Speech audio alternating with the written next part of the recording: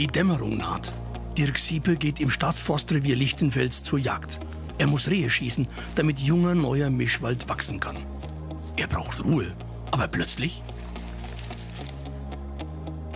Schon wieder ein Mountainbiker, der kurft quer durch den Wald. Das Wild erschreckt und flieht. Wieder eine Störung. Neben den Pfiffersuchern und Wanderern und sonst was, die Mountainbiker haben halt das Problem, dass sie sehr, sehr schnell ankommen. Das ist kaum berechenbar. Andere Pfiffersucher und sowas, die hört man an, die kommen langsam an. Aber die Mountainbiker, die sind halt extrem schnell und ja, bringen halt die Jagd schon ziemlich durcheinander. Damit das Wild nicht überall und ständig gestört wird, hat der Landkreis Lichtenfels in den Wäldern der Obermainregion bei 14 Heiligen und Klosterbanz nach einer Lösung gesucht, um den Radsport dorthin zu lenken, wo es keine Konflikte mit Jägern, Waldbesitzern und mit Wanderern gibt. Ergebnis? Der Landkreis hat den erfahrenen Radsportler Mark Kober als Mountainbike-Beauftragten eingestellt. Der sucht mit Dirk Siepe und anderen Forstleuten im Wald nach Geländestrecken, nach sogenannten Trails. Die werden ausgeschildert und sind legal. Wir sollten uns schon hier in dem Bereich konzentrieren, dass wir da nicht in alle Richtungen, in alle Himmelsrichtungen gehen. Auf den Mountainbike-Trails haben die Radsportler rings um Lichtenfels auf 3 Bergen jetzt ihre eigenen Reviere.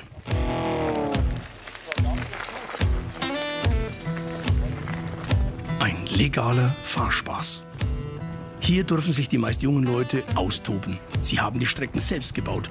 Wie beim Skifahren gibt es unterschiedlich schwierige blaue, rote und schwarze Routen.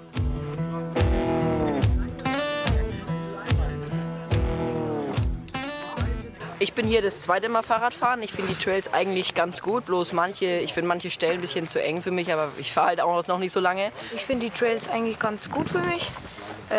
Ja, und ich bin auch schon oft gefahren und habe hier auch mitgebaut. Wir sind immer auf der Suche nach neuen Herausforderungen, aber die werden hier auch immer am laufenden Band geboten. Das ist ja das Geile hier an Lichtenfels dann auch noch. Eigenmächtig dürfen die Biker aber an der Wegstrecke nichts ändern. Darauf achtet Mark Kober. Der ortsansässige Radverein RVC Trieb organisiert Arbeitseinsätze an den Strecken und Kober kümmert sich um die Sicherheit im Wald. Das heißt, ob irgendwelche Bäume quer hängen, ob irgendwelche Äste runterkrachen könnten. Ich meine, das kann natürlich immer passieren, aber halt das, was man sieht, auf Sicht. Und die Wegbeschaffenheit, wenn jetzt zum Beispiel Steine locker sind und Wurzeln wären, die rausspießen, die dann halt entfernt werden müssen und der Weg generell auch gepflegt werden muss.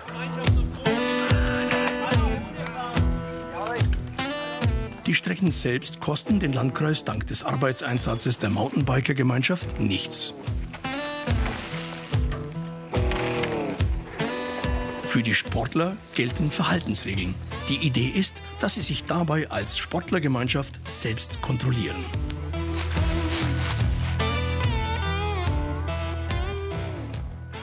Wir haben ja auch nie Probleme, dass irgendwo Müll ist. Ne, auch das wird eingesammelt. Und einfach solche Themen, dass darauf geachtet wird und halt dementsprechend auch die Natur respektiert, in der wir uns aufhalten. Alle insgesamt 7 legalen Trails am Obermain sind nach Schwierigkeitsstufen ausgeschildert. Neben Sportlern aus der Umgebung verzeichnet die Tourismusverantwortliche zunehmend Besucher von weit her. Sie setzt mit dem Trail-Konzept und dem Mountainbike-Beauftragten auf vorwiegend junge Gäste. Und wie steht es um die Konflikte mit Jägern und Waldbesitzern? Es hat sich herausgestellt, dass die Community tatsächlich da fährt, wo es jetzt ausgeschildert ist. Die Gäste, wir bewerben das Ganze ja touristisch, auch jetzt genau wissen, wo sie fahren können. Und durch die Verhaltensregeln eigentlich ganz klar ist, dass man nur hier fahren darf. Und das funktioniert gut. Auch Förster Dirk Siepe ist nach 3 Jahren im Großen und Ganzen zufrieden. Der Radsport im Wald konnte kanalisiert und gelenkt werden. Weitgehend, immerhin. Uneinsichtiger will er sich künftig vorknöpfen. Schließlich gibt es ja jetzt das legale Trailangebot. Was nicht perfekt läuft, ist immer noch, dass es immer noch schwarze Schafe gibt. Ne? Die hat es vorher schon gegeben. Vorher waren halt alles schwarze Schafe. Und jetzt gibt es vielleicht noch ein paar Prozent, 5% schwarze Schafe. Die fahren halt noch rum. Und da müssen wir schauen, dass wir die in den Griff bekommen.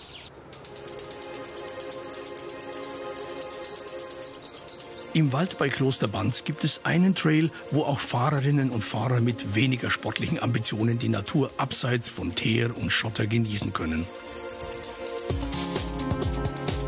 Der Kloster-Banz-Trail lässt sich unter den Kronen mächtiger Buchen auch gemütlich fahren.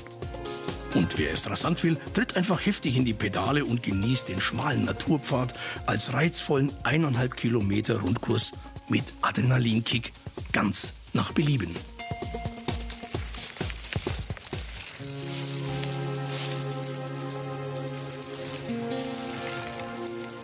Manche fahren die Strecken ohne Mountainbike mit schmalem Reifen. Auch das scheint Spaß zu machen.